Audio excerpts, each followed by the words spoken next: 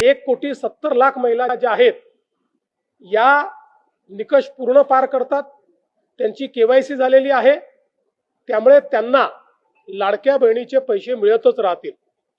ज्यांनी केवायसी केली नाही त्यांना आता आम्ही पैसे देणार नाही, पण त्यांना दिलेले पैसे आम्ही वसूली करणार नाही। मात्र 14,000 ज्या पुरुषांनी पैसे घेतलेले आहेत त्यांच्याकडनं मात्र पैसे हे वसूल केले जातील।